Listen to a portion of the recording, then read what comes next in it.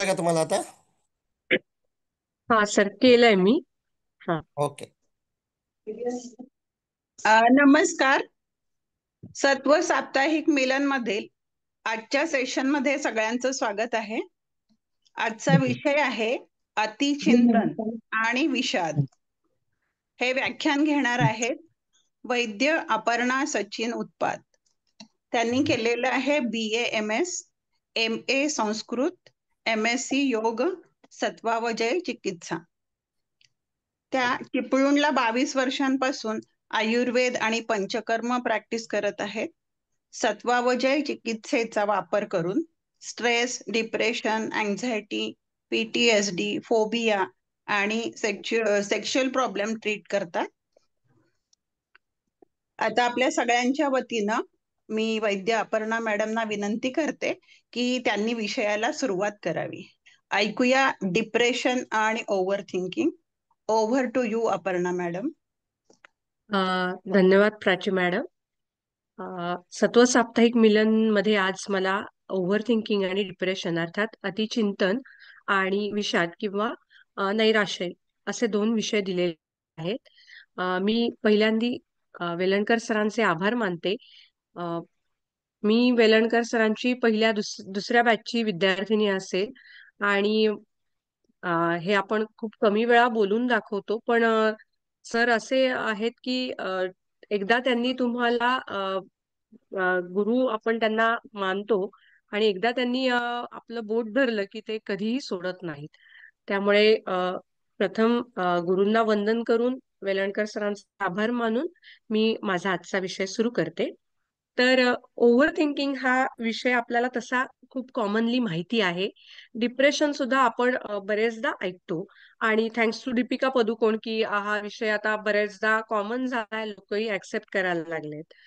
पण मला असं वाटतं की आजच्या लेक्चरची सुरुवात मी एका छोट्याशा गोष्टीने करते.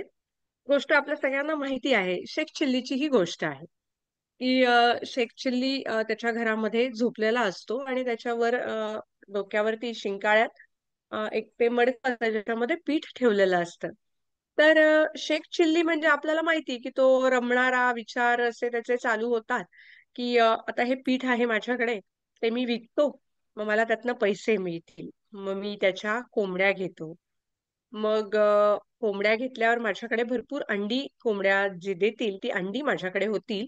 मग मी ती अंडी विकेल आणि अंडी विकून माझ्याकडे अजून पैसे येतील. मग मी त्यातनं एक शेळी घेईन. मग मी शेळीचंही दूध विकायला सुरुवात करेन.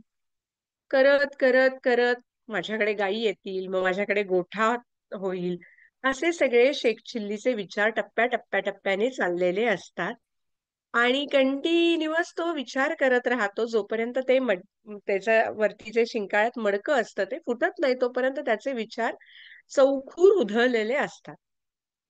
ही गोष्ट आपण जेव्हा लहानपणी ऐकतो तेव्हा आपल्याला फार मजा वाटते की कसा तो शेख चिल्ली स्वप्नात रमलेला असतो आणि कसे त्याचे विचार चाललेले आहेत आणि कसं काहीच न होता ते मडकं फुटून सगळंच ओमफट स्वाहा होऊन जातं.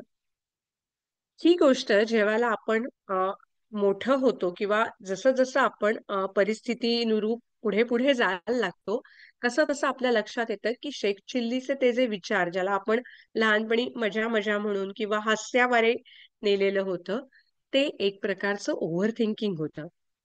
तर असं हे ओव्हर थिंकिंग कळत न कळत आपल्या आयुष्यात येतं आणि आपल्याला उमजायला तसा बराच काळ लागतो.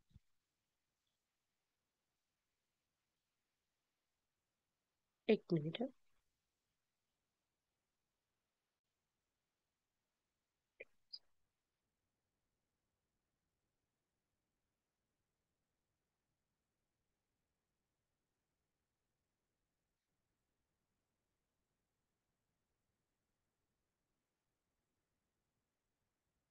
तर ही दोन चित्र मी नॅचरली इंटरनेटवरून घेतलेली आहेत की एक साधारण आपल्याला कल्पना यावी की ओव्हर थिंकिंग आणि उदासीनता किंवा डिप्रेशन नेमकं कसं असतं. तर ही मुलगी आहे जिच्या पाठीमागे तुम्ही बघत असाल तर खूप सारी पुस्तकं आहेत, तिच्या पुढेही बरंच काय काय तिने ठेवलेलं आहे आणि त्यातून तिचं काही एक काम चाललेलं दिसतं आहे. आणि हा जो मनुष्य आहे त्याच्याकडे बघून आपल्याला त्वरित लक्षात येतं की हा डिप्रेस्ड आहे.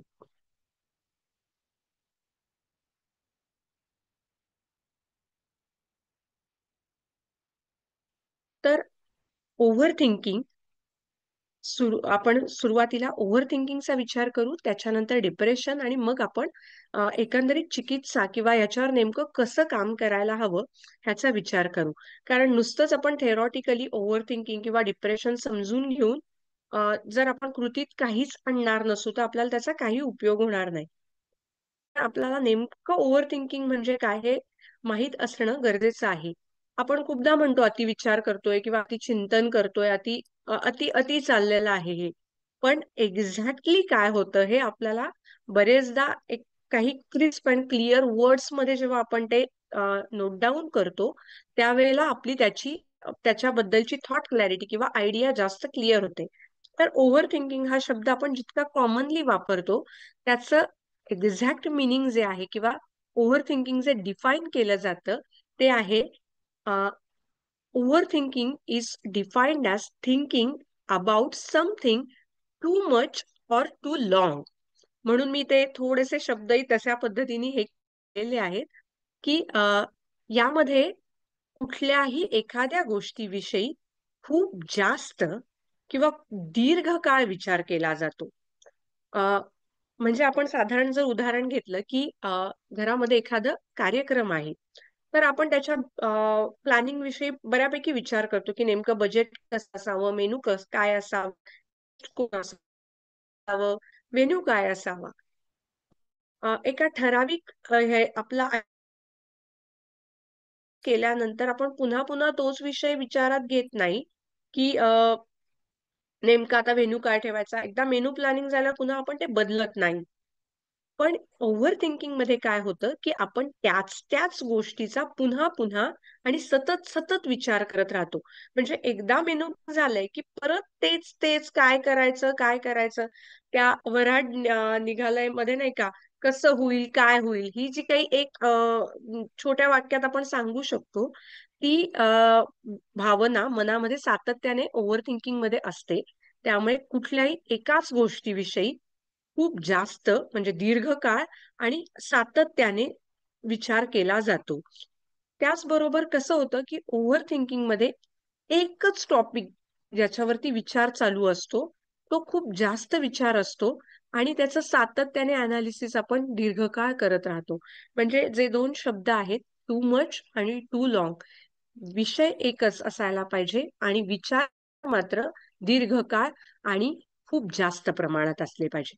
विषय बदलत असेल आणि आपण विचार वेगळे-वेगळे करत असू, तर ते ओव्हर थिंकिंगमध्ये सहसा समाविष्ट होत नाही.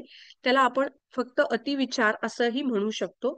पण एकाच विषयाच्या संबंधाने जर सातत्याने हीच गोष्ट घडत असेल, तर त्याला आपण ओव्हर थिंकिंग म्हणतो.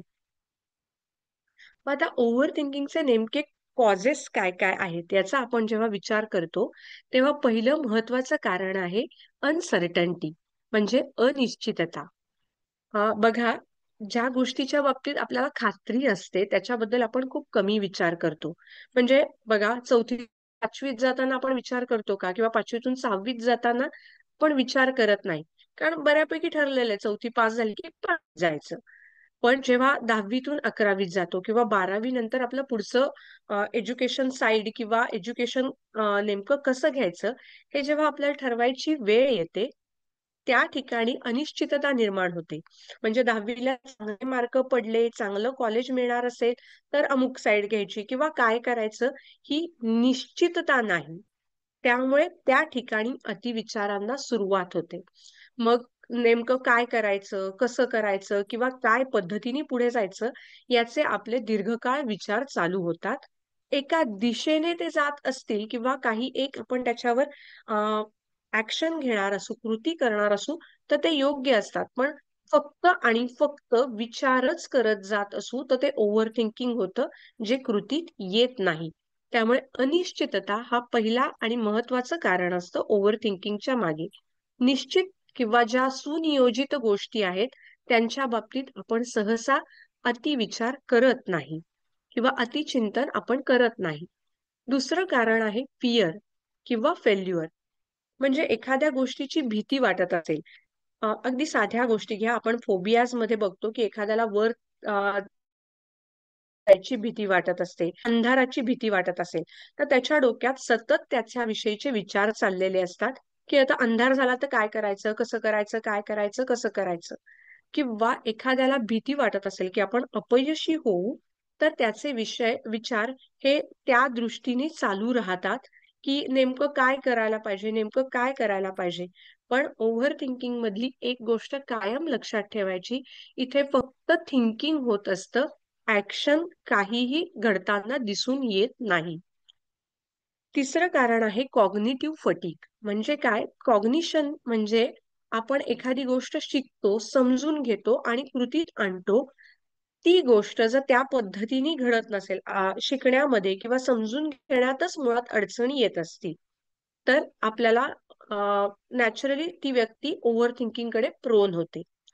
चौथी गोष्ट आहे मेंटल हेल्थ. आता इथे जेव्हा आपण विचार करतो मेंटल हेल्थचा, त्यावेळेला ओव्हर थिंकिंग हे हा एक डिसीज पण आहे आणि हे एक सिम्पटम पण आहे. म्हणजे पुढचाच जो विषय येतोय आपला डिप्रेशन. डिप्रेशन मध्ये पण ओव्हर थिंकिंग असतं. त्याचबरोबर ओव्हर थिंकिंग मुळे पण डिप्रेशन येऊ शकतं. त्यामुळे ज्या लोकांना किंवा जे आपल्या भाषेत आपण किंवा आम्ही मेडिकल फील्ड मधली लोक ज्याला नोन केस म्हणतो, की माहिती आहे यांना डिप्रेशन आहे, यांना अँझायटी आहे, या लोकांचं ओव्हर थिंकिंग कडे साहजिकच कल असतो किंवा ते त्याला प्रोन होतात. त्याच्यानंतरचं पाचवं कारण आहे ते म्हणजे पास्ट.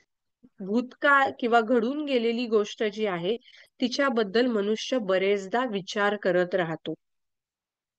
जेव्हा आपण म्हणतो की पुढचा जो आपला विषय डिप्रेशन, हा, ज्या वेळेला आपण पाठीमागे घडून गेलेल्या गोष्टींचा, एखाद्या गोष्टीचा सातत्य कुठच्याही काळामध्ये दीर्घकाळ आणि सतत विचार करत राहतो, त्यावेळेला नॅचरली ते डिप्रेशन मध्ये कन्वर्ट होतं. पण भूतकाळातील एखाद्या गोष्टीचा सातत्याने खूपदा जे मिडल एज किंवा त्याच्या पुढची लोक आहेत, ते त्यांच्यामध्ये आपण बघू शकतो की ते भूतकाळाचा खूप जास्त विचार करत असतात. म्हणजे त्यावेळी असं घडलं, मग त्यावेळी असं बोललं गेलं, असं करायला हवं होतं का, तसं केलं असतं तर काय झालं असतं. हे जे काही आपण बोलतो किंवा हे जे काही आपल्या कधी कधी आपल्याही न कळतपणे, म्हणजे ज्याला आपण बॅक ऑफ द माइंड म्हणतो, ते विचार चालू असतात. म्हणजे भूतकाळातील एखाद्या घटनेसंबंधी सुद्धा ओव्हर थिंकिंग हे असू शकतं. त्याबरोबर रिग्रेट्स, म्हणजे काही लोकांना भूतकाळात घडलेल्या एखाद्या गोष्टीची खेद असतो किंवा खंत असते किंवा ते त्याबद्दल स्वतःला दोषी मानत असतात, की त्यावेळी माझं हे चुकलं, मी असं करायला हवं होतं किंवा असं बोलायला नको होतं किंवा हे इथे जायला नको होतं. आणि मग तोच एक विचार सातत्याने चालू राहतो आणि नॅचरली आपण ओव्हर थिंकिंग कडे वळायला लागतो. पुढचं आहे ते म्हणजे परफेक्शनिझम. वास्तविक पाहता आपण सगळेजण, म्हणजे आम्ही आता योग विषय, मॅडमनी जसं सुमंत मॅडमनी सांगितलं की मी योग विषयामध्ये काम करते किंवा योग तज्ञ आहे. तर एक आमची व्याख्या आहे की योग हा कर्मसु कौशलम. तर हे परफेक्शनिझम जे आहे ते बरेचदा ओव्हर थिंकिंग कडे तुम्हाला घेऊन जातं. म्हणजे कसं की एखादी गोष्ट करायची आहे, म्हणजे मला आज आता समज हे लेक्चर द्यायचं आहे, तर नॅचरली ते चांगलं व्हावं असं वाटणं ही स्वाभाविक गोष्ट आहे. आपण सगळे त्याच्यासाठी प्रयत्न करतो. पण ते जे परफेक्शनिझम आहे की I should be the best always, आपण प्रत्येक गोष्टीमध्ये एकदम परफेक्ट किंवा एकदम बेस्ट असू असं होत नाही. काही गोष्टीत आपण बेस्ट असतो, काही गोष्टीत चांगले असतो आणि काही गोष्टीत आपण अगदीच किंवा ज्याला काहीही कळत नाही अशा कॅटेगरीत सुद्धा असू शकतो. पण ही जी परफेक्शनिस्ट लोक असतात, त्यांना सातत्याने आपणच सतत परफेक्ट असावं असं वाटत राहतं. मग त्या दृष्टीने ते काम अगदीच जास्त चोख होईल ह्याचा खूप विचार त्यांच्याकडनं केला जातो. अ, जेव्हा आपण असा विचार करतो त्यावेळेला मग हे जी आहे परफेक्शनिझम, हे एक ओव्हर थिंकिंगचं कारण घडतं. कारण काही वेळेला तुम्हाला जसं आपण सत्वावजय मध्ये म्हणतो की तुम्ही ऍक्सेप्ट करा, स्वीकारा की ही गोष्ट चांगली होणार आहे, ही गोष्ट काही मला तेवढी चांगली जमत नाही, मी प्रयत्न करणार आहे. पण ज्यावेळी तुमची ही मानसिकता असत नाही आणि परफेक्ट असण्याचं किंवा बेस्ट असण्याचं एक नोईंगली अननोईंगली तुम्ही टेन्शन घेत असतात, त्यावेळी नॅचरली तुम्ही पुन्हा ओव्हर थिंकिंग कडे प्रोन होतात. म्हणजे ही एक 6 कारणं आहेत. या व्यतिरिक्तही काही कारणं अजून असू शकतात, पण ती आपण या 6 गटामध्ये किंवा या ग्रुप्समध्ये आपण त्यांना त्या कारणांना सबडिव्हाइड करू शकतो. त्यामुळे ह्या 6 कारणांचा विचार केलेला आहे. त्यानंतर ओव्हर थिंकिंगचे साइन्स अँड सिम्पटम्स असतात, म्हणजे लक्षणं असतात. काही वेळेला पुढच्या शक्यता अशक्यता यांचा विचार करणं, ज्याला आपण काउंट्स करणं म्हणतो ना, ते गरजेचं असतं. म्हणजे एखादा मोठा डिसिजन घेतोय त्यावेळी आपले सगळे डूज अँड डोंट्स आपण चेक करतो.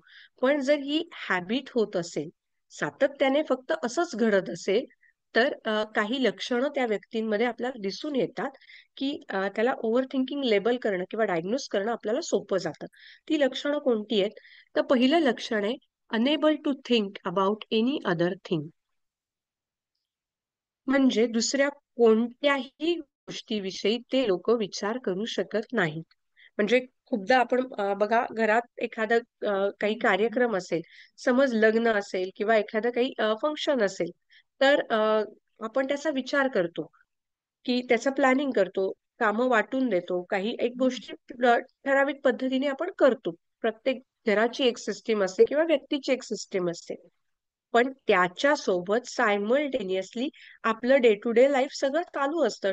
आपल्या वर्क प्लेसला ज्या गोष्टी घडतायत त्या आपण करत असतो. तिथले जे काही आपले डेडलाईन्स आहेत ते आपल्या फॉलो करत असतो. केवळ ते फंक्शन म्हणजे आपलं आयुष्य नाही ना होत. त्या त्याबरोबर आपलं वर्क प्लेसचं, आपलं सोशल लाईफ एक असतं, आपलं फॅमिली लाईफ एक असतं. हे सगळं सायमल्टेनियस चालू असतं. पण जेव्हा आपण ओव्हर थिंकिंगचा विचार करतो, त्यावेळी ती व्यक्ती दुसऱ्या कुठच्याच गोष्टीचा विचार करू शकत नाही. एकच गोष्ट आणि तिच्या भोवतीने संपूर्ण विचार किंवा सगळेच दिवसभराचा सगळा काळ हा त्या एका गोष्टीच्याच मागे अ, घालवलेला असतो असं आपण म्हणू. पण पुन्हा नोट डाऊन करा, इथे कृती घडत नाही किंवा ती अगदीच अल्प असते. सेकंड थिंग आहे बीइंग अनेबल टू रिलॅक्स. ही लोक रिलॅक्स, शांत, निवांत बसलीयेत असं दिसत नाही. सतत कुठल्या तरी व्यग्रतेत असतात. आयदर त्यांचा विचार चालू असतात किंवा त्या विचाराच्या अनुषंगाने पुढचे विचार त्यांचे चालू असतात. पण ती कम्प्लिटली रिलॅक्स आहेत, निवांत बसलेली आहेत, मजेत आहेत, असं खूप कमी वेळा दिसून येतं. तिसरं आहे ते आपोआप येतं constant feeling of worried or anxious. Naturally जेव्हा तुम्ही एखाद्या गोष्टीचा खूप जास्त विचार करतात, केव्हाही बघा मनुष्याचे विचार हे खूप कमी सकारात्मकतेकडे जातात, ते नकारात्मकतेकडे फार पटकन झुकतात.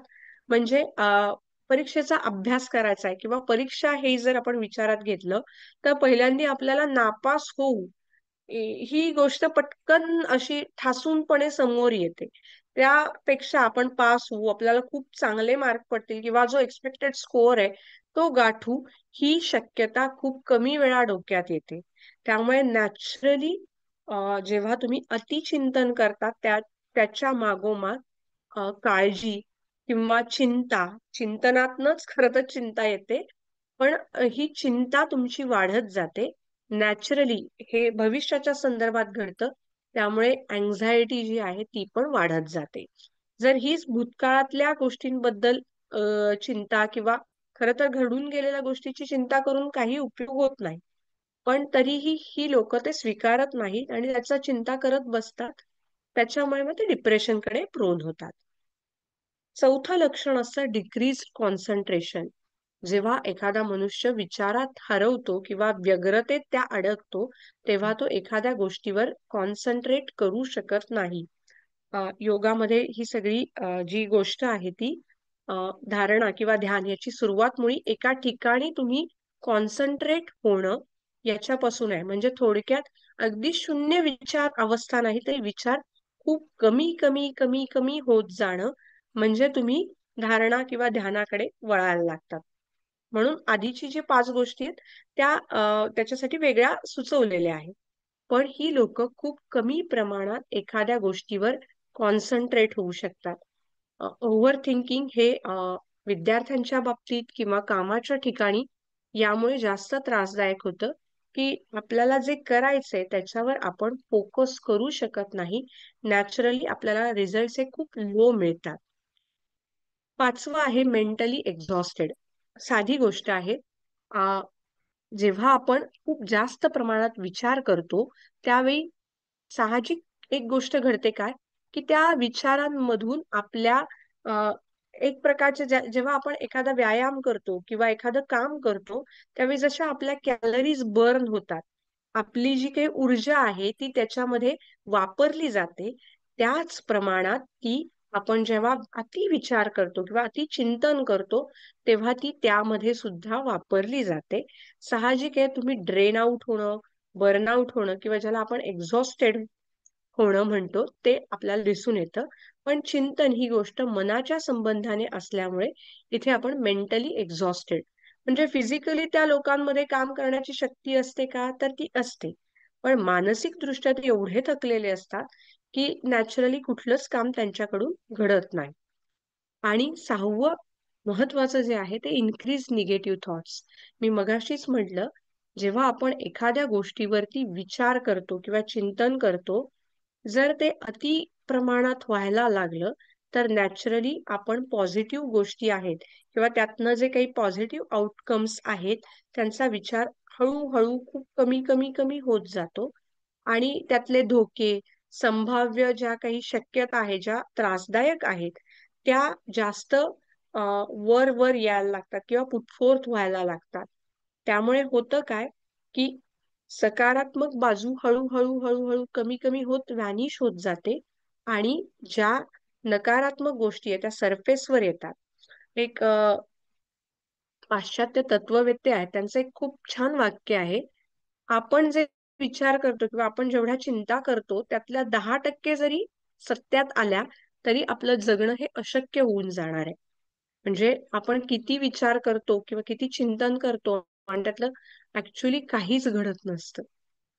म्हणून हा जो काही आहे निगेटिव्ह थॉट्स हे या ओव्हर थिंकिंगमुळे प्रायमा फेसी होतात किंवा ते सरफेसवर येतात आणि नॅचरली त्या व्यक्तीची सकारात्मक विचार करण्याची क्षमता कमी होत जाते आणि कुठलीही गोष्ट समोर आली की त्यातले धोके किंवा त्यातल्या जे काही त्रासदायक गोष्टी आहेत त्या त्यांना पहिल्यांदी लक्षात यायला लागतात. मग नॅचरली एक पाऊल मागं घेतलं जातं, कृती ही अगेन घडत नाही.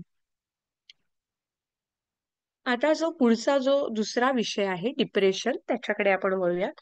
ओव्हर थिंकिंग म्हणजे अतिचिंतन, हे आपण मगाशी बघितलं. आता डिप्रेशन म्हणजे ज्याला विषाद किंवा उदासीनता म्हणू ते. डिप्रेशन किंवा विषाद आपण सगळेजण भगवद्गीता आपल्याला माहिती आहे की आपण त्याचा अभ्यास करतो. अर्जुनाला जो पहिला अध्याय आहे अर्जुन विषाद योग, त्यामध्ये हे त्याचं डिप्रेशन किंवा ही त्याची अँझायटी पुढे पुढे वर्णन केलेली आहे. सध्या डिप्रेशन या गोष्टीला जरा बरे दिवस आले आहेत असं आपण म्हणू, कारण मी पहिल्यांदा म्हटलं तसं अगेन दीपिका पदुकोण तिने ही गोष्ट खूपच ग्लॅमरस करून टाकलेली आहे. त्यामुळे आता येता जाता कोणीही आम्ही डिप्रेस्ड आहोत असं ऍक्सेप्ट करायला लागलेत आणि सत्वावजय चिकित्सेकडे त्यासाठी ते वळायला लागलेले आहेत. तर पुन्हा डिप्रेशनचा विचार करताना अगेन आपण जसं सायंटिफिकली पुढे जातोय तसं पहिल्यांदा आपण डेफिनेशन बघू. तर depression is a state which affects persons thoughts, behaviour, feelings and sense of wellbeing. थोडक्यात काय, तर विषाद किंवा उदासीनता जी आहे ती माणसाचे विचार, त्याचं वागणं किंवा त्याची कृती, त्याच्या भावना आणि सेन्स ऑफ वेलबिंग म्हणजे चांगलं वाटण्याची जी आपली स्वाभाविक प्रवृत्ती असते तिच्यावरती घाला घालतात किंवा त्या गोष्टी थोड्याशा कमी करून टाकतात. थोडक्यात काय, तर थॉट्स जे आहेत मी मगाशी म्हटलं एकतर खूप जास्त विचार होतात, त्यात काहीही विचार नाहीत. म्हणजे ही चांगल्या अर्थाने विचारशून्य अवस्था नसते. चांगले विचारच होत नाहीयेत, त्यामुळे कृतीमध्ये सहसा काहीच येत नाही. म्हणजे अगेन इथे सुद्धा ती लोक फक्त बसून राहतात किंवा फक्तच विचार करत राहतात. भावना सुद्धा नकारात्मकतेकडे झुकणाऱ्या राहतात.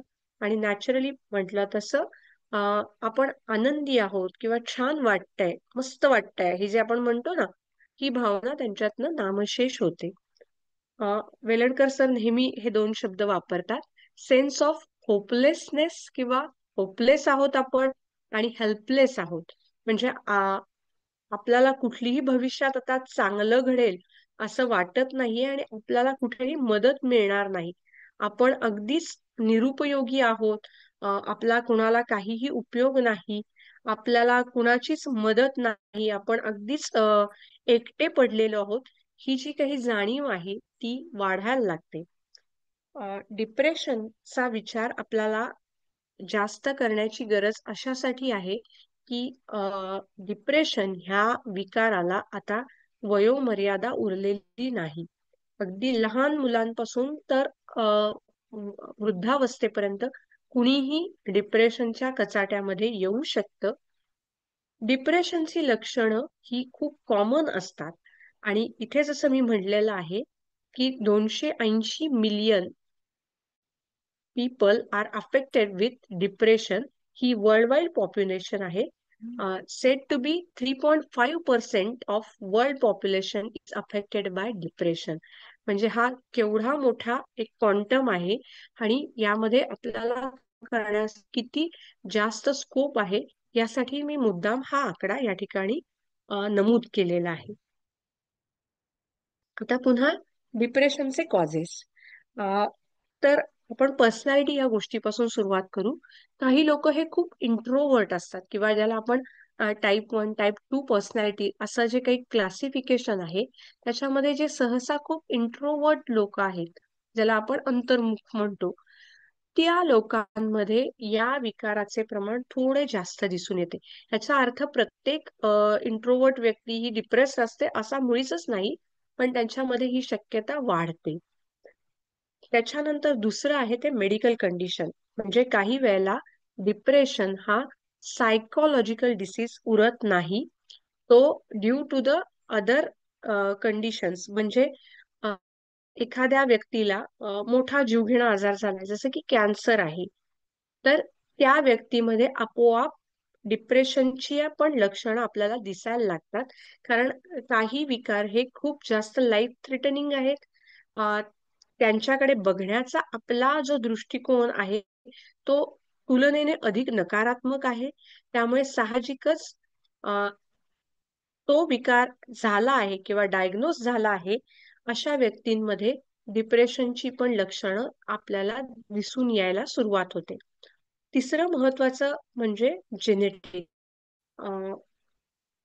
जे डिप्रेशन किंवा एकंदरीतच सायकॅट्रिक डिसिजेस किंवा सायकोसोमॅटिक डिसिजेस जे आहेत त्यांच्यामध्ये सध्या जेनेटिक्स या विषयावर जास्त संशोधन चालू आहे. त्यानुसार शरीरामधले काही जीन्स हे डिप्रेशनला कारणीभूत आहेत असं एक संशोधनातनं सिद्ध झालेलं आहे. आपण खूपदा बघतो की एखाद्या घरातली सगळ्याच लोकांची एकंदरीत विचार करण्याची निगेटिव्हच टेंडन्सी असते. हे काही होणारच नाही, हे काही होऊच शकत नाही, ही जी वाक्य सातत्याने त्यांच्या बोलण्यात येतात ती ह्या डिप्रेशन विकाराची सुतोवाच करणारी असतात. म्हणजे परिस्थिती कशी पण असू दे त्यांची एकंदरीतच भूमिका ही किंवा त्या सिच्युएशन कडे अप्रोच जो असतो तो निगेटिव्हच असतो. त्यामुळे जीन्स किंवा थोडक्यात किंवा एक अनुवंशिकता यामागे कारणीभूत आहे असं संशोधन सध्या सांगत आहे. त्यानंतर आहे लाईफ इव्हेंट्स. म्हणजे याच्यामध्ये आपण सगळ्या गोष्टींचा विचार करू शकतो. एखाद्या व्यक्तीची सोशल लाईफ, म्हणजे एखादी व्यक्ती खूप म्हणू आपण की सोशली खूप फेमस आहे. जसं आपण बघतो की फिल्म स्टार्स आहेत किंवा आपले प्लेयर्स असतात, क्रिकेटर्स किंवा अन्य कोणी, ह्यांचं एक सोशल लाईफ असतं, त्यांच्याकडे खूप जास्त प्रसिद्धी असते, त्या मागून येणाऱ्या काही गोष्टी असतात. ह्या शाश्वत गोष्टी नाही. जसं की प्रसिद्धी, पैसा, त्यामध्ये जर कुठली नुकसान झालं किंवा त्याला थोडासा धक्का लागला तर ही लोक डिप्रेशनचा शिकार होऊ शकतात. आर्थिक नुकसान किंवा ज्याला आपण म्हणतो ह्यूज इकॉनॉमिक लॉस, म्हणजे एखाद्याचा बिझनेस आहे आणि अचानक तो बिझनेस ओव्हरनाईट कोलॅप्स होणं किंवा रुईन होणं, किंवा जी लोक हल्ली शेअर मार्केटमध्ये खूप डील करतात किंवा ज्यांचं डे टू डे ट्रेडिंग आहे असं आपण म्हणतो, हे आता आपल्याला खूप कॉमन शब्द झालेले. तर अचानक एखाद्याला खूप मोठा इकॉनॉमिक लॉस होणं हे सुद्धा डिप्रेशनचं एक कारण असतं. त्याबरोबरच रिलेशनशिप, म्हणजे हल्लीच्या काळामध्ये मित्र-मैत्रिणी किंवा आई वडील यांच्या बरोबरचे आपले नातेसंबंध चांगले नसणं किंवा पती पत्नींमधले नातेसंबंध चांगले नसणं, आई वडिलांचे मुलांबरोबर असणारे नातेसंबंध, इव्हन कन्सिडरिंग गर्लफ्रेंड्स बॉयफ्रेंड्स, किंवा हे जे काही आहे रिलेशनशिप मधला जो काही एक केऑस आहे, तो सुद्धा डिप्रेशनला कारणीभूत होतो. जेव्हा आपण लाईफ इव्हेंट्सचा विचार करतो ना, त्यावेळेला अ, सध्याच्या काळात जे आपण सतत एदर व्हॉट्सॲप, फेसबुक, इन्स्टा याच्यासाठी जगत असल्याची एक जी काही अ, आपली वर्तणूक असते, ती खूपदा आपल्याला डिप्रेशनकडे घेऊन जाणारी ठरते. म्हणजे सातत्याने साधं कुठे आपण ट्रिपला जात असू तर तिथले सुंदर फोटोज आपले पोस्ट करणं, किंवा जर हजबंड वाईफ असतील किंवा गर्लफ्रेंड बॉयफ्रेंड्स असतील तर आपण किती छान एकमेकांसाठी आहोत किंवा मेड फॉर इच अदर आहोत याचे सातत्याने फोटोज प्रसिद्ध करणं, किंवा आपलं एक जर इकॉनॉमिकली एक स्टेटस असेल सातत्याने मेंटेन करणं, ह्याच्यासाठी जी काही जीवघेणी स्पर्धा चालू आहे किंवा सातत्याने आपण जे धावून काम करतो आहे, त्याच्यामुळे पुढे आपल्याला डिप्रेशनचा त्रास होऊ शकतो किंवा आपण इझिली तिकडे ढकलले जातो. आणि पुढचे जे दोन विषय आहेत, ब्रेन केमिस्ट्री, म्हणजे आपल्याला सगळ्यांना माहिती आहे की आपले अ, ज्या काही वर्तणूक आहे हे सेन्सरी मोटर फंक्शन्स आहेत, ते जर काही केमिकल्समुळे बिघडले तरीही मनुष्याला डिप्रेशन येऊ शकतं. आणि शेवटचा मुद्दा आहे साईड इफेक्ट ऑफ ड्रग्स, म्हणजे त्या व्यक्तीला ऍक्च्युअल डिप्रेशन असत नाही, दुसऱ्या एखाद्या विकारासाठी काही जर ड्रग्ज दिली गेलेली असतील तर त्याचा इफेक्ट म्हणून किंवा त्याचा दुष्परिणाम म्हणून या व्यक्तींमध्ये डिप्रेशनचे साइन्स अँड सिम्पटम्स दिसायला लागतात. डिप्रेशनचे जे साइन्स अँड सिम्पटम्स आहेत ते या ठिकाणी आपण बघूयात. पहिलं म्हणजे अव्हर्जन टू ऍक्टिव्हिटी. ह्या लोकांना काहीही काम करण्याविषयी आस्था असत नाही, अत्यंत उदासीनता असते. म्हणजे इवन अगदी डे टू डे लाईफ मधल्या ज्या गोष्टी आहेत, सकाळी उठून आपण आपलं आवरतो, स्नानादी कर्म करतो, ही सुद्धा करण्याची त्यांची इच्छा नसते. थोडक्यात खूप जास्त अस्वच्छता किंवा फक्त झोपून राहणं, सुस्त बसून राहणं, या पद्धतीने यांची दिनचर्या असते. कुठल्याच कामामध्ये उत्साह नसतो आणि कुठलंही काम ही लोक करताना दिसून येत नाहीत. दुसरं लक्षण आहे ते म्हणजे लॉस ऑफ इंटरेस्ट. आधी म्हटल्याप्रमाणे ज्याला आपण उत्साहीपणा किंवा एन्थुझियाझम हे पूर्णपणे किंवा अत्यंत कमी, पूर्णपणे अब्सेंट असतं किंवा अत्यंत कमी असतं. म्हणजे अक्षरशः ढकलून काम केल्यासारखी कामं ही या लोकांकडनं घडताना दिसतात. आणि they try hard to avoid anything, ते काहीही करण्यास उत्सुक नसतात. त्यानंतर आहे लॉस ऑफ फिलिंग प्लेजर. आनंदी असण्याचे कुठलेही लक्षण किंवा भावना त्यांच्यामध्ये दिसून येत नाही. अगदी साधी गोष्ट घ्या, ही लोक हसताना सुद्धा दिसत नाहीत. सतत एक कुठल्या तरी याच्या खाली असल्यासारखी, एका जागी बसलेली, अत्यंत चेहऱ्यावर सुद्धा आपण म्हणतो ना 12 वाजलेले आहेत अशा प्रकारचं जे आपण एक वर्णन म्हणतो, तसं यांच्याकडे बघून आपल्याला लक्षात येतं. त्याबरोबर फिजिकल सिम्पटम्स दिसतात, म्हणजे आयदर खूप खातात किंवा अजिबात खात नाहीत, म्हणजे आयदर बुलिमिया किंवा अनोरेक्सिया. खूप झोपतात किंवा अजिबात झोपत नाहीत, रात्रभर जागी असतात, काही करत असतात का तर काहीच करत पण नसतात, केवळ जागी असतात. या पद्धतीची अनेक लक्षणं यांच्यामध्ये दिसून येतात. मग अति वजन वाढतं किंवा खूप वजन कमी होतं, एनर्जी लेवल्स खूप कमी असतात, डेफिशियन्सी सिंड्रोम्स दिसून येतात, कारण चयापचयच व्यवस्थित होत नसल्यामुळे बरेचसे physical complications later on develop होताना दिसून येतात. त्याबरोबर ह्या लोकांमध्ये जो मूड असतो तो सतत कमी असतो, कुठलाही उत्साह, आनंदीपणा, चला छान वाटतंय काहीतरी मस्त करूयात, आज कुछ तुफानी करते है, असं काहीही दिसून येत नाही. आणि त्याहून महत्वाची आणि भयंकर असणारी गोष्ट म्हणजे या लोकांमध्ये सुसाइडल थॉट्स म्हणजे घाताचे विचार किंवा भावना प्रबळ असतात. रादर असे अटेम्प्ट यांच्याकडनं घडतात. त्यामुळे थोडस आपल्याला त्या बाबतीत मेडिको लिगली साऊंड असण्याची गरज आहे. अशा जर त्यांच्याकडनं पूर्वी काही प्रयत्न झाले असतील तर ते आपण नोट डाऊन करून ठेवणं गरजेचं असतं. पण सुसाइडल टेंडन्सीज, सुसाइडल थॉट्स हे यांच्यामध्ये कॉमन असतात. मेनी मोर अटेम्प्ट पण असतात, one or multiple attempt, suicidal attempt त्यांच्यामध्ये दिसून येतात. आता हे झालं सगळं थेरॉटिकल की what is over thinking, what is depression, हे आपण समजून घेतलं. आता पुढे आपल्याला महत्वाचा विचार आहे की नेमकं काय करायचं कसं पुढे. तर महत्वाची गोष्ट आहे, आयुर्वेदात सुद्धा हे चिकित्सेचं पहिलं सूत्र आहे, कुर्यात संक्षेपतः निदान वर्जनम. म्हणजे काय, तर ज्या कारणामुळे रोग होतो ते कारण दूर करा. साधी गोष्ट आहे, आपल्याला दही खाल्ल्याने किंवा आईस्क्रीम खाल्ल्याने सर्दी होत असेल तर आपण दही किंवा आईस्क्रीम खात नाही. सेम थिंग आपल्याला या दोन्हीही, जरीही हे मानसिक विकार असले तरीही हे कारण शोधलं पाहिजे आणि ते दूर करण्याचा प्रयत्न केला गेला पाहिजे. इथे मी एक उदाहरण म्हणून दिलेलं आहे की जर डिप्रेशन हे एखाद्या अन्य विकाराच्या औषधोपचारामुळे होत असेल किंवा अन्य विकारामुळे, जसं आपण म्हटलं की कॅन्सर झाला आहे, तर डिप्रेशन हे त्याचं नंतर आपल्याला दिसणारं एक लक्षण आहे. तर अशा वेळी हे कारण आपल्याला दूर करण्याचा प्रयत्न करायला पाहिजे. आता ह्या ज्या काही आहेत या सिंपल लाईन ऑफ ट्रीटमेंट आहे. म्हणजे ओव्हर थिंकिंग किंवा डिप्रेशनचा आपल्याकडे ज्याला आपण पार्टिसिपंट म्हणू किंवा रुग्ण म्हणू, ती व्यक्ती आपल्याकडे आल्यानंतर आपण काय विचार करायला पाहिजे.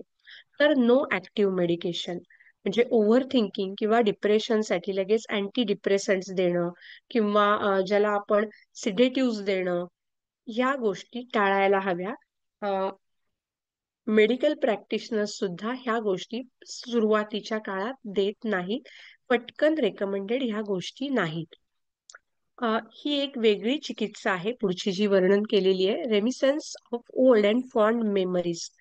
हे डिप्रेशनच्या बाबतीत विशेष महत्वाचं आहे की आपण जुन्या चांगल्या आनंददायी स्मृतींना उजाळा देणं, त्यांना तशा गोष्टी आठवायला सांगणं, जे आपण पुढे कल्पना ध्यानामध्ये विचार करणार आहोत. थर्ड थिंग इज योग. योग ही या दोन्हीसाठी अत्यंत उपयुक्त गोष्ट आहे. मी आयुर्वेद तज्ञ पण आहे, मी योग तज्ञ म्हणून पण काम करते, त्यामुळे मला आवर्जून ही गोष्ट नमूद करावीशी वाटते की डेली एक 45 मिनिट्स टू 1 आवर योग प्रॅक्टिस ही प्रत्येक वयोगटासाठी कंपल्सरी आहे आणि आपण तिकडे अजिबात दुर्लक्ष करता कामा नये. आणि शेवटचं आणि महत्वाची गोष्ट ज्याच्यासाठी आजचं आपलं लेक्चर आहे ती म्हणजे माइंडफुलनेस. माइंडफुलनेसचा आपण विचार अशासाठी करायला हवा की माइंडफुलनेस ही पटकन सुचवता येण्याजोगी आणि खूप कमी साइड इफेक्ट्स असणारी एक अद्रव्य चिकित्सा आहे. योग ही सुद्धा अद्रव्य चिकित्सा आहे, पण माइंडफुलनेस हे आपण फार म्हणजे जसं सर म्हणतात की ज्याला श्वासाकडे लक्ष देता येतं त्याला माइंडफुल करणं तुलनेने सोपं जातं. आणि विशेष कुठलेही कॉन्ट्रा इंडिकेशन्स म्हणजे अनार्हता की याला हे देऊ नये असं यामध्ये सापडत नाही. त्यामुळे माइंडफुलनेस ही या बाबतीतली रिकमेंडेड ट्रीटमेंट आहे. आता मी सुरुवातीला फक्त योग चिकित्सा कशा प्रकारे आपण देऊ शकतो याचा एक जस्ट हे केलेला आहे. तर ओव्हर थिंकिंग मध्ये आसन देताना ते ताडासन किंवा वृक्षासन, थोडक्यात ज्याच्यामध्ये कॉन्सन्ट्रेट करायचं एका जागी, ते आसनं सजेस्ट केले जातात. त्यानंतर प्राणायाम ही महत्वाची गोष्ट आहे. जसं आपण आपल्या एकाग्रता ध्यानामध्ये श्वसनावर लक्ष केंद्रित करतो, प्राणायाम ही सेम थिंग, ज्याच्यामध्ये तुम्ही तुमच्या श्वसनावर फोकस करता आणि पुढे थोडेसे नाडी शुद्धी किंवा भ्रामरी या पद्धतीने काही प्राणायाम सजेस्ट केले जातात. ध्यान ही महत्वाची गोष्ट आहे. इथे प्रणवोच्चारण असं सुद्धा मी दिलेलं आहे, म्हणजे त्याला आपण ओम चॅन्टिंग म्हणतो. हे सुद्धा एकाग्रता ध्यानच आहे. आणि सायक्लिक मेडिटेशन हे मी आवर्जून नमूद करते. मी जेव्हा आता योग विषयातलं माझं मास्टर्स पूर्ण केलं, तेव्हा माझा हा रिसर्चचा सब्जेक्ट होता. सायक्लिक मेडिटेशन हे माइंडफुलनेस इन योगा आहे. म्हणजे यामध्ये हे जरी मेडिटेशन असलं तरी हे माइंडफुलनेस वरती फोकस करून डिझाईन केलेली टेक्निक आहे. डिप्रेशन मध्ये योग देताना तुम्हाला कंटिन्युअस त्याला ऍक्शन मोड मध्ये तो राहील अशा पद्धतीच्या गोष्टी सुचवाव्या लागतात. म्हणजे सूर्य नमस्कार आपल्याला माहिती आहे की त्याच्यात कंटिन्युअस काही एक रॅपिड मुवमेंट आहे. विन्यासा फ्लोज हे पण याच पद्धतीचे असतात. याच्यामध्ये आम्ही शुद्धिक्रिया पण रेकमेंडेड करतो. आणि या ठिकाणी ध्यानाच्या जागी नादानुसंधान सांगितलेलं आहे.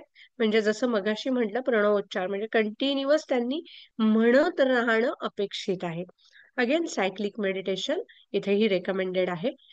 सायक्लिक मेडिटेशन किंवा योग या विषयावर जर तुम्हाला काही वाटत असेल तर तुम्ही मला केव्हाही पर्सनली त्याच्याबद्दल प्रश्न विचारू शकतात. आज आपण ह्या विषयाला फक्त टच करत आहोत. आता सत्वावशय चिकित्सेचा जेव्हा आपण विचार करतो, आपल्याकडे ओव्हर थिंकिंगचे रुग्ण किंवा पार्टिसिपंट्स येतात, त्यावेळी आपण त्यांना ही 2 प्रकारची ध्यानं सर्वात जास्त रेकमेंड करतो किंवा त्यांना त्याची प्रॅक्टिस आपण अधिक प्रमाणात करून घेतो. एखादी व्यक्ती ओव्हर थिंकिंग म्हणून खूप कमी वेळेला येताना दिसते. अन्य विकारामध्ये ओव्हर थिंकिंग असं जनरली एक जे स्वरूप आहे ते सापडतं. म्हणजे माझ्याकडे एक डायबिटीसच्या पेशंट होत्या.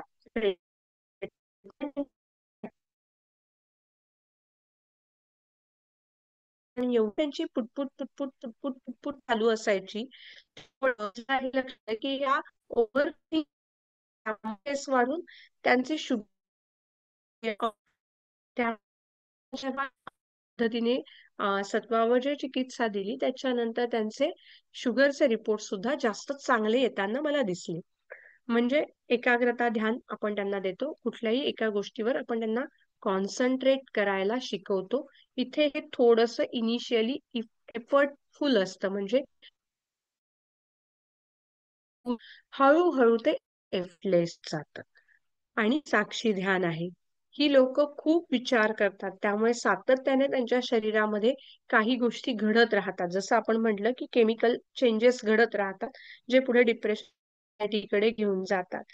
जर या संवेदना ते जाणून घेऊ शकले आणि साक्षी भावाने बघू शकले, तर हळूहळू कॉन्सन्ट्रेट होणं आणि एकच विचार करणं ही गोष्ट त्यांना सहज शक्य होऊ शकते. जसं आपण म्हणतो की क्षणस्थता आहे, की या हा विचार करा. आता आपण नेहमी उदाहरण देतो की जी आपली सजग कृती आहे की चहा पितोय तर चहा पिण्याचा विचार करावा. हे आपल्याला त्यांना खूप शिकवावं लागतं किंवा त्यासाठी त्यांना सातत्याने उद्युक्त करावं लागतं किंवा मोटिव्हेट करावं लागतं. पुढचं जे आहे ते डिप्रेशन मध्ये आपण सत्वावजय चिकित्सेचा काय विचार करतो, तर इथे सुद्धा एकाग्रता ध्यान आहे. मात्र या ठिकाणी मी जसं म्हटलं तसं केवळ ब्रीदिंगवर फोकस करण्यापेक्षा सुरुवातीच्या काळात ओम चॅन्टिंग किंवा एखादा उच्चार त्यांना करायला सांगावं. ओंकार उच्चार हा अगदीच धार्मिक विषय नसून तो एक अनाहत नाद आहे. त्यामुळे आपण अशा पद्धतीचं एखादी गोष्ट त्यांना करायला सांगू शकतो की ज्याच्यावरती ते कॉन्सन्ट्रेट करू लागतील. त्यानंतर साक्षी ध्यान याचा आपण विचार करतो की जेव्हा ही लोक लो मूड मध्ये आहेत किंवा काहीच करत नाहीयेत, त्यावेळेला आपल्याला त्यांना तुम्ही बाबा स्वतःच्या शरीरात काय घडतं आहे याचा विचार करा. आणि बाबा खूपच उदासीनता वाटतेय, काहीच करायची इच्छा होत नाहीये, तर नेमकं काय होतंय? म्हणजे शरीरात काही बाकी संवेदना पण आहेत का, त्याही खूप कमी झाल्याय? याचं कडे त्यांचं लक्ष केंद्रित करणं किंवा तिकडे त्यांना वळवणं. थोडक्यात त्या एका उदासीनतेपासून किंवा विषादात्मक गोष्टीपासून शरीराकडे त्यांचं ध्यान किंवा त्यांचं लक्ष घेऊन जाणं, हे आपण करू शकतो. आणि या ठिकाणी आपल्याला कल्पना ध्यानाचा खूप जास्त चांगला वापर होतो, की थोडस भविष्याविषयी सकारात्मक किंवा एखादं छान पोट्रे करून जर ते विचार करू लागले, तर हळूहळू जे काही नकारात्मक विचार आहेत, जी काही उदासीनता आहे, लो मूड आहे, काही न करण्याची इच्छा आहे, ती हळूहळू यामध्ये थोडं स्लो प्रोसेस असू शकते. पण एक छान वाक्य आहे, it won't happen in a day. एका दिवसात काही घडणार नाही, पण it will happen a day. पण एक दिवशी हे नक्की घडणार आहे. त्यामुळे आपण त्यांना त्या पद्धतीने त्यांचे विचार आणि त्यांच्या भावना, संवेदना यांचा स्वीकार करून त्या सकारात्मकतेकडे वळवण्याचा प्रयत्न करू शकतो. या ठिकाणी जे काही निगेटिव्ह विचार आहेत, ते आहेत हे स्वीकारायचं आणि पुढे ते कसे चांगल्या गोष्टीकडे किंवा चांगल्या भविष्याकडे नेता येतील याचा विचार करण्यासाठी आपण त्यांना उद्युक्त करत असतो. थोडक्यात स्वीकार करून बदलाकडे आपण त्यांना प्रवृत्त करत असतो. टेक होम मेसेज मध्ये मी फक्त 2च वाक्य सांगेल, की सेल्फ अवेअरनेस म्हणजे तुम्हाला तुमच्या स्वतःविषयीची जाणीव असणं ही गरजेची गोष्ट आहे. सेल्फ कॉन्फिडन्स, आपल्याविषयी स्वतःविषयी आपल्याला आत्मविश्वास असायला हवा आणि सेल्फ कंट्रोल असायला हवा. या गोष्टी, सेल्फ कंट्रोल ही जी काही गोष्ट आहे, ही ओव्हर थिंकिंग मध्येही गरजेची आहे आणि डिप्रेशन मध्येही गरजेची आहे. तुम्हाला जर स्वतःविषयीचं योग्य भान असेल, मी अवास्तव भान म्हणत नाही, योग्य भान असेल, आपण विचारांच्या गर्तेत अडकतो आहे, आपला कॉन्फिडन्स त्यामुळे कमी होतोय, तर स्वतःवर कंट्रोल ठेवून ते अतिविचार आपण दूर करायला पाहिजे किंवा अतिचिंतन एखाद्या गोष्टीचं होतंय, तर ते आपण दूर ठेवणं हे आपल्याला शक्य होतं, जर आपल्यावर व्यवस्थित नियंत्रण असेल तर. आणि त्याच्यानंतरची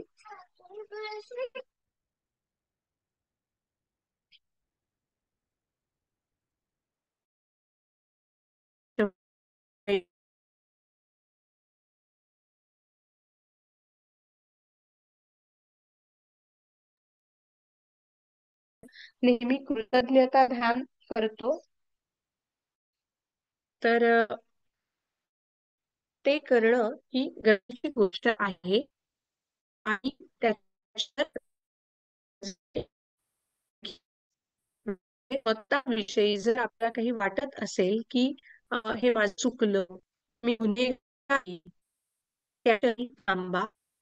त्या भावनेचा स्वीकार करा, पण म्हणून स्वतःला गुन्हेगार म्हणून सिद्ध करू नका. स्वतःला क्षमा करणं यासारखी उत्तम गोष्ट नाही. माझ्याकडून ओव्हर थिंकिंग आणि त्याबद्दलचे विचार होते, मी मांडण्याचा इथे प्रयत्न केले. त्यामध्ये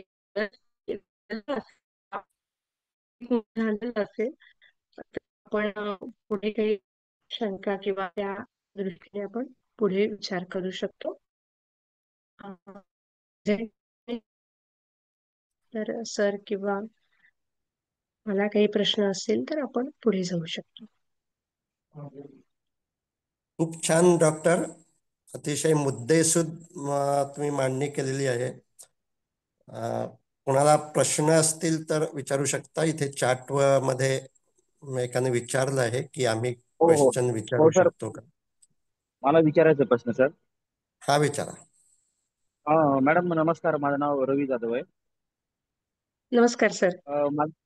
माझा प्रश्न असा आहे की आपण जाणून बुजून एखाद्या गोष्टीवर विचार करतो, ते ओव्हर थिंकिंग झालं. आणि काही जाणून बुजून विचार न करता जे आपोआप विचार येतात, म्हणजे त्याच्या गर्तेत आपण अडकतो, मग ते बी ओव्हर हम्म, हम्म. थिंकिंग झालं का? बरेचदा जे अजाणतेपणाने किंवा आपण जाणून बुजून विचार करत नसू, तर जे विचार येतात ते त्याला आपण ओव्हर थिंकिंग म्हणत नाही, कारण ओव्हर थिंकिंगच्या व्याख्येतच मी सांगितलंय, एकाच गोष्टीबद्दलचे विचार असणं हे महत्वाचं आहे आणि तेच तेच विचार चालू असणं हे ओव्हर थिंकिंगचं आपण क्लॅरिटी म्हणू ना, ती ही आहे. आपल्या मनात असंख्य विचार येत असतात, त्याला आपण अतिविचार म्हणू शकतो, पण ते ओव्हर थिंकिंग याच्यामध्ये सहसा आपण गृहीत धरत नाही. म्हणजे जसं की आता मी इथे बसलेली आहे, पण आता मी तुमच्याशी बोलतेय, या एकाच विषयाच्या व्यतिरिक्त अन्य काही म्हणजे पेशंट संदर्भाने किंवा माझं लेक्चर असेल दुसरं त्याच्या संदर्भाने, घरात काही गोष्टी आहे किंवा आता आगामी सणवार आहेत, या अशा 4-5 विषयांच्या अनुषंगाने जर विचार येत जात असतील तर त्याला आपण सहसा ओव्हर थिंकिंग म्हणत नाही. दुसरी महत्वाची गोष्ट, नुसतेच विचार येतात आणि कृती घडत नाही तर ते ओव्हर थिंकिंग होत आहे. आपण एखाद्या गोष्टीचा विचार करतोय, बाबा डोक्यात विषय आला की आपल्याला डाएट प्लॅन हा असा बदलायला हवा आणि आपण त्यानुसार काही कृती केली तर ते ओव्हर थिंकिंग होत नाही. त्यामुळे मनात विचार येणार का, तर विचार येणार. आपलं पहिलं वाक्य तेच असतं, नाही विचार येणार आहे, ते येतायत जातात, आपण फक्त तिकडे बघत राहता आलं पाहिजे, जेणेकरून हळूहळू विचार कमी होतात. जेव्हा सर नेहमी म्हणतात बघा, की आपण जेव्हा एकाग्रता ध्यानावर सुरुवात करतो, एक 5 मिनिटं सुरुवातीला करायला लागलं की जे आपण हायली रिॲक्टिव्ह असतो, विचार येतात म्हणजे काय, तर रिॲक्शन चालू असतात, त्या थांबून आपण रिस्पॉन्ड कडे वळतो, म्हणजे प्रतिक्रिया देण्याऐवजी आपण प्रतिसाद द्यायला लागतो. प्रतिसाद ही गोष्ट स्लो होणारी आहे. त्यामुळे जेव्हा आपण या पद्धतीचं दीर्घकाळ, मी अगदी दीर्घकाळ म्हणत नाहीये, पण तुम्ही थोडा काळ याचे सराव करत राहिला तर हे विचार येणं जे आहेत, जे तुम्ही आता म्हणताय, ते कमी कमी होत जातं. ओव्हर थिंकिंग ही बरेचदा to the one typical situation और वन टिपिकल टॉपिक असते. जसं मी मगाशी उदाहरण देताना म्हटलं, एखादं फंक्शन आहे आणि त्या व्यतिरिक्त काहीच सुचत नाही, हे त्याचे 2 लक्षणं कायम लक्षात असले पाहिजे आपल्या, तर ते ओव्हर थिंकिंग होतं. ऑर एल्स विचार सातत्याने मनात चालू असतात, ते खूप जास्त असतात, अनकाउंटेबल म्हणू तरी पण चालेल. त्यामुळे ध्यान ही त्याच्यावरची एकमेव गोष्ट आहे की जी आपण करू शकतो. विचार येत आहेत का, तर येणार आहेत, त्याला नो अदर गो, ते मनात येत राहतात, जात राहतात. If they are not staying there, म्हणजे विचार थांबून राहत नाहीयेत आणि तुम्हाला स्वतःबरोबर ओढून नेत नाहीयेत, तोपर्यंत ठीक आहे, येत आहेत जात आहेत, येत आहेत जात आहेत, ओके. पण त्या गर्तेत अडकतो तर ते ओव्हर थिंकिंग होतंय का, इकडे लक्ष द्यावं, थांबा, पहा आणि पुढे चला. छान. डॉक्टर पूनम भोई क्षणस्थिती जी यांनी एक म्हणतो प्रश्न विचारला. हा, डॉक्टर पूनम भोई यांनी एक प्रश्न विचारला आहे, प्री मेन्स्ट्रुअल पिरियड मध्ये काही वेळा डिप्रेसिव्ह थॉट्स येतात, तर त्यामध्ये अप्रोच कसा असायला हवा? हा, म्हणजे बरेचदा ना दर महिन्यात. हा. हो हो, प्री मेन्स्ट्रुअल पिरियड मध्ये येतात. मुळातच स्त्रिया आपण जे म्हणतो ते भावनिक असतात अधिक प्रमाणामध्ये, आणि प्री मेन्स्ट्रुअल पिरियड हा एक सर्टन पिरियड असा असतो की त्यावेळेला तुमचे हार्मोन्स किंवा एकंदरीतच मूड स्विंग्स जे असतात ते खूप जास्त होतात. त्यामुळे अशा वेळेला ह्या दोन्ही गोष्टी ना ती स्त्री किंवा पटकन प्रोन होते. मात्र त्यावेळी आपण जसं माइंडफुलनेसची ट्रीटमेंट म्हणतो, त्याबरोबर थोडी मेडिकेशन देणं गरजेचं आहे का, तर गरजेचे आहे.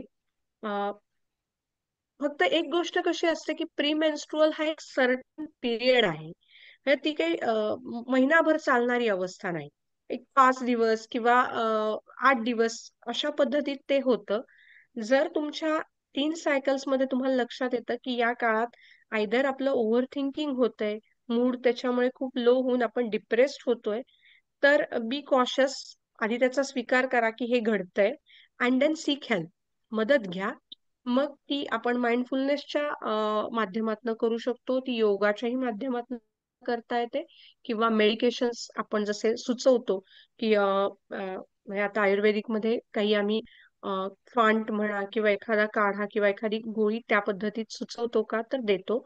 पण प्री मेन्स्ट्रुअल फेज मध्ये जर तुम्ही ओव्हर थिंकिंग किंवा डिप्रेशन मध्ये अडकत असाल, तर that is not only a psychic disease, it is psychosomatic, म्हणजे केवळ मानसिक विकार तो नसतो, तो शरीरामधल्या काही गोष्टींचा परिणाम म्हणून सुद्धा ते लक्षण किंवा ती गोष्ट तुम्हाला दिसून येते. म्हणजे जसं मी कारणांमध्ये दिलेलं होतं की ड्यू टू अदर काय म्हणू ना, फिजिकल स्टेट किंवा डिसऑर्डर.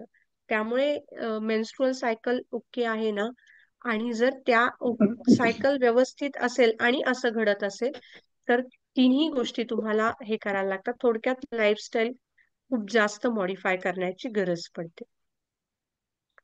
तुम्ही औषधही खूप एखादं सुचवू शकता. प्रश्न विचारणाराही अं, आपल्या हॅलो डॉक्टरच आहेत. हो हो हो. ह- आपण बरेचदा जे जटामांसी फांट देतो किंवा जे अभ्रक भस्म आहे त्याचा ह्याच्यामध्ये खूप चांगला वापर होतो. फांटासोबत गुळवेल सत्व किंवा अन्य काही फिजिकल सिम्पटम्स असतील तर त्या रिगार्ड मध्ये जी मेडिकेशन्स किंवा जी चूर्ण किंवा पावडर्स आहेत त्याच्यामध्ये अभ्रक भस्म मिसळून आपण हे देऊ शकतो. अं, सारस्वतारिष्ट किंवा मानस मित्र वटे देऊ शकतो, पण better way other physical symptoms काही आहेत का ते अधिक चांगलं भस्म मात्र खूप चांगलं काम करतं. आणि जटामांसी चूर्ण म्हणजे फांट स्वरूपात आपण ते देतो, ते चांगलं वर्क करतो. Always it works. थँक्यू. पुढला प्रश्न आहे मॅम, फिनान्शियल लॉसचा ओव्हर हॅलो थिंकिंग कसे कमी हॅलो करता सर, येईल? कारण मी बोलू मन शकतो? ते स्वीकारत नाही आहे. फिनान्शियल हो. लॉस झाला आहे आणि मन स्वीकारत नाही, त्यामुळे ओव्हर थिंकिंग होतं. हे असं होतच, कारण पैसा ही गोष्टच अशी आहे की ती नाहीये तर तुम्ही कुठलंही सोंग आणू शकत नाही. म्हणजे पैशाचं सोंग आणता येत नाही. पण असं आहे की तिथे तुम्हाला नुसतंच विचार करून भागत नाही, तर तुम्हाला कृती अधिक करायची आहे. ओव्हर थिंकिंग मध्ये तुम्ही फक्त का झालं, कशामुळे झालं, असंच का केलं, मग त्याच्यामध्ये स्वतःला पुन्हा दोष देणं किंवा रिग्रेट्स अजून वाढवणं, ही गोष्ट वाढत जाते. त्यामुळे पुन्हा एकदा जे आपण म्हणतो की कट ते स्वीकारा की फायनान्शियल लॉस झालेला आहे. तो स्वीकार ही पहिली स्टेप असते. बरेचदा मानसिक विकारांमध्ये स्वीकार ही पहिली स्टेप आहे.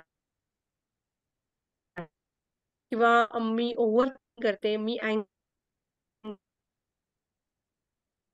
कडनं कृतीची पावलं उचलली जाणार नाहीत.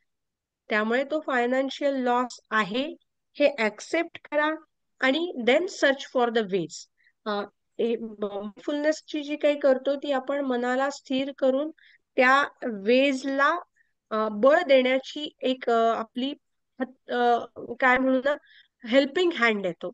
पण ऍक्च्युली काय करायला हवं हे त्या म्हणजे नेमका फायनान्शियल लॉस कशामुळे झालाय हे लक्षात येऊन, जसं मी आधी म्हटलं, संक्षिप्तः कुर्यात निदान वर्जनम. तर जे कारण घडलंय ते तुम्ही आधी ट्राय टू अवॉइड इट, आणि तुम्हाला त्या माइंडफुलनेस ते करेज देतं. जे भगवद्गीतेत सुद्धा आपण म्हणतो किंवा मनाच्या श्लोकात आहे बघा, मना श्रेष्ठ धारिष्ठ हॅलो जीवी धरीचे. तर ते धारिष्ठ येण्यासाठी आपल्याला माइंडफुलनेस मदत करते. पण पहिली गोष्ट आहे की जर फायनान्शियल लॉस असेल तर आधी स्वीकार करा, कारण शोधा आणि कृती अवलंब अधिक करा. म्हणजे ऍक्शन ही त्याच्यामध्ये महत्वाची आहे. नुसतं विचार करून काहीच होणार नाही. तो लॉसही भरून येणार नाही आणि ती परिस्थिती पण बदलणार नाही. इथे ऍक्सेप्ट विथ चेंज गरजेचं आहे. नुसतंच ऍक्सेप्ट करून नाही भागणार. ऍक्सेप्टन्स हा चेंज मध्ये टर्न करावा लागणार, ज्याच्यासाठी माइंडफुलनेस मदत करेल. पण माइंडफुलनेस ही काही जादूची कांडी नाहीये की तुमचा फायनान्शियल लॉस भरून काढेल. छान. एक प्रश्न आहे, मदर्स हेल्थ अँड रिस्पॉन्सिबिलिटी बद्दल मला नेहमी खूप थॉट्स येतात, तर ते कसे कमी करता येतील? सर, मला प्रश्न नाही ऐकू आलेला. काय? मग त्यांच्या आईच्या आरोग्याविषयी आणि आईची जी जबाबदारी आहे त्याबद्दल त्यांच्या मनात खूप प्रश्न विचार सतत चालू असतात. हो. हे जे आपले घरात एल्डरली पेरेंट्स आहेत त्यांच्याबद्दल आपल्याला नोईंगली अननोईंगली हे होतं. पण जसं आपण आपल्या ऍपमध्ये पण ते आहे की जेव्हा असं होतं, आपण त्या विचारांमध्ये आहोत, तेव्हा ते आपल्या लक्षात येतंय का हे बघा. लक्षात आल्यानंतर आपण एकाग्रता ध्यान किंवा साक्षी ध्यानाकडे वळणं हे अशा वेळी अत्यंत जास्त गरजेचं आहे. मी पण या फेज मधून गेलेली आहे आणि हे चुकीचं आहे का? तर अजिबात चुकीचं नाही. आपले आई-वडील किंवा आपल्यावर ज्यांची जबाबदारी आहे, ज्यांना आपण जवळचे मानतो, त्यांच्या आरोग्याविषयी किंवा एकंदरीतच त्यांच्या भविष्याविषयी आपल्याला चिंता, काळजी वाटणं साहजिक आहे. त्या दृष्टीने विचार आल्यानंतर आपल्याला जर काही लक्षात येत असेल, की माझ्या मनात बाबा विचार येतोय, की आई किंवा वडील आजारी पडणार तर नाहीत ना, त्यांना खूप काही मोठं तर होणार नाही ना. अशा वेळी काही जर भावना निर्माण होत असतील तर थांबा आणि त्याच्यानंतर जे आपण भावनांची ती आपली मोजपट्टी आहे त्याच्यानुसार एकाग्रता ध्यान, साक्षी ध्यान याकडे हळूहळू वळायला हवं. शक्य असेल तर थोडंसं कल्पना ध्यानाकडे पण एकदम सर त्या बाबतीत जास्त सांगू शकतील की अशा वेळी कल्पना ध्यान खरंच उपयुक्त होईल का? मला त्याचा एवढा अंदाज तसा येत नाहीये किंवा ते आपण मनाला खोटी आशा देतोय असंही कदाचित वाटू शकेल. पण आपण जर अशा विचारांमध्ये आहोत तर थांबा. ते विचार येतायत हे लक्षात आल्याबरोबर विचारांकडून एकाग्रता ध्यान, साक्षी ध्यानाकडे वळायला हवं. त्याचा एक फायदा प्रश्न होतो आहे, पण. चांगल्या बरोबर वाईट हा. येते, तसंच एखादं चांगलं काम सोशल वर्क करता करता त्यामध्ये वाईट प्रसंग येतो आणि तो प्रसंग मनाला लागून माणूस डिप्रेशन मध्ये गेला तर त्यावेळी काय करावे? हे खूप कॉमन आहे. जे लोक सोशली ऍक्टिव्ह आहेत ते त्यांना ह्या म्हणजे सिच्युएशन्सना फेस करावं लागतं का? तर लागतं. अशा वेळेला ना म्हणजे माइंडफुलनेस तर आपण सगळे प्रॅक्टिस करतो आहोत.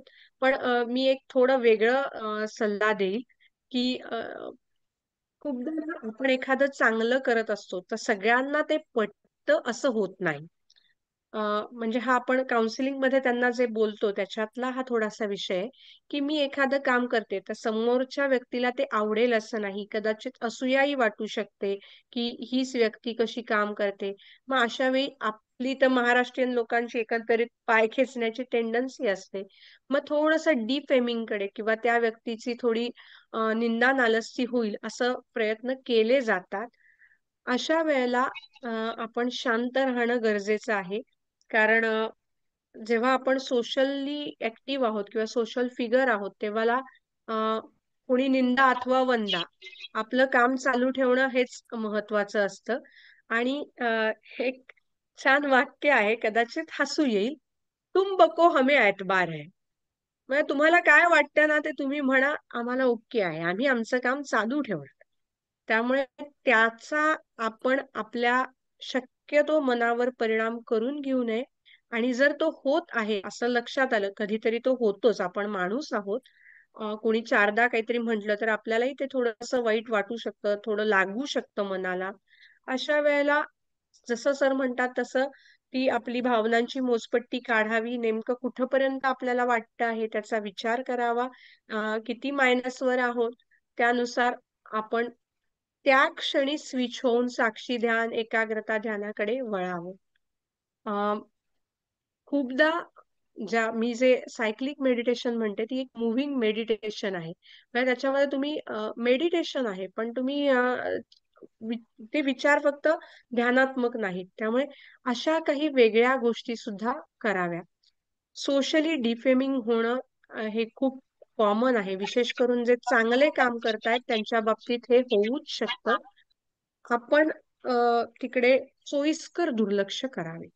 ते होत नसेल तर आपलं माइंडफुलनेस ही आपल्याला मिळालेली एक किल्ली आहे. फक्त ती जादूची कांडी नाही. आणि जसं आपण जेवण रोज करतो तसंच रोज याचा सराव करायला लागतो. सर सुद्धा आपल्याला सांगतात आपल्या आपल्या पद्धतीने त्याची एक हे करावी आणि ते चालू ठेवावं. ध्यान किंवा हे केल्यानंतर आपल्या मेंदूमध्ये खरोखर बदल घडतात का? तर घडतात. सायंटिफिकली ते आता रिसर्च थ्रू प्रूव्ह झालेले आहेत. धन्यवाद मॅडम. एक असं सजेशन आलं आहे की तुम्ही सायकलिक मेडिटेशन वर एक सेशन घेऊ शकाल का? आणि नक्की, मला खूप आवडेल. हा सर. हा, तर ते रात्रीचं असं म्हणजे 9 वाजता सायकलिक मेडिटेशन करून घेणं योग्य ठरेल का? नाही, 9 वाजता आपल्याला सायक्लिक मेडिटेशनचं सेशन नाही घेता येऊ शकत. ते आपण दुपारी घेऊ शकतो.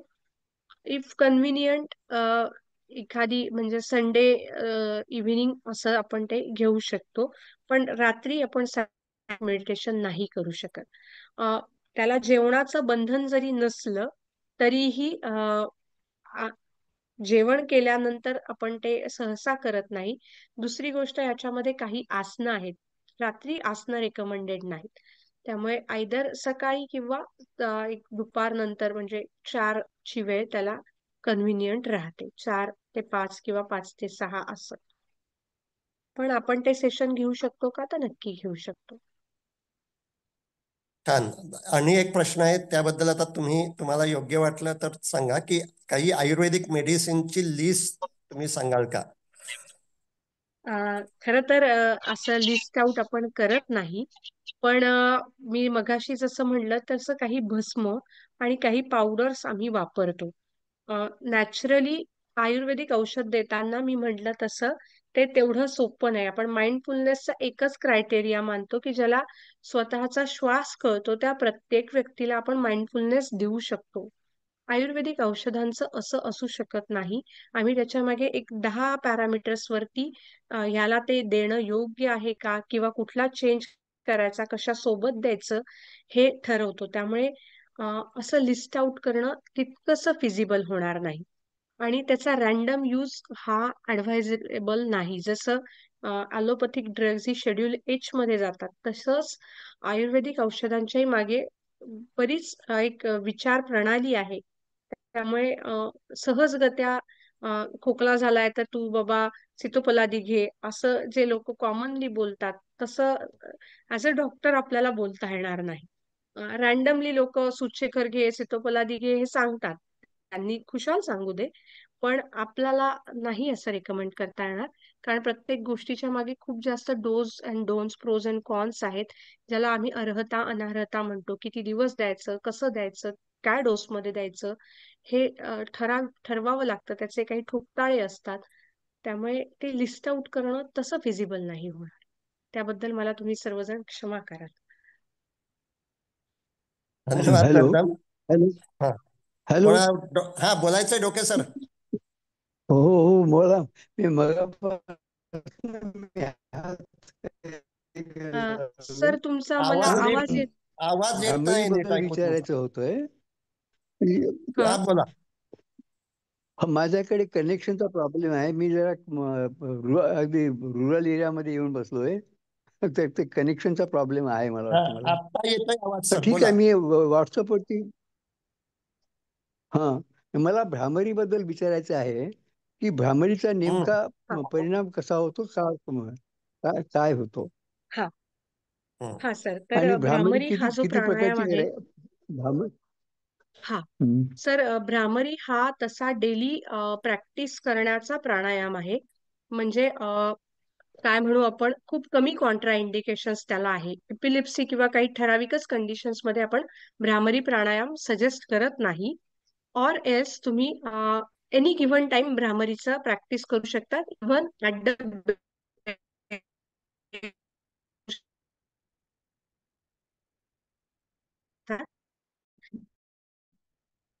नाही,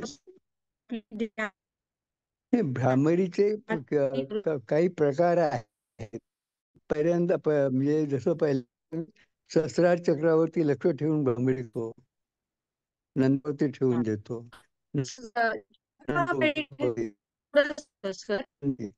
असे पाचही जेणेकरून नाही नाही सर. हा हा हा.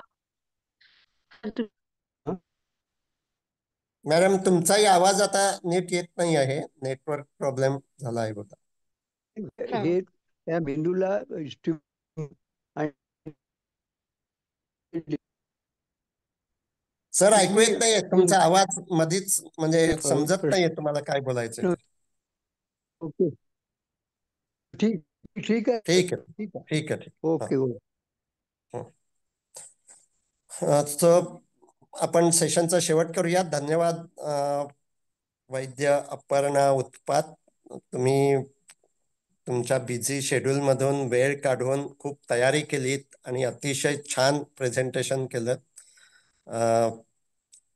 अन्यही अशाच विषयांवर, योगातली काही तंत्र आणि त्याचा मानसिक त्रासांवरचा उपाय, याच्यावर आपण तुमची सेशन पुढे तुम्ही असाच अभ्यास करून करावी अशी विनंती करतो आणि आजचं सेशन आपण नक्की संपूया. नक्की सर. नक्की, थँक्यू. हो सर.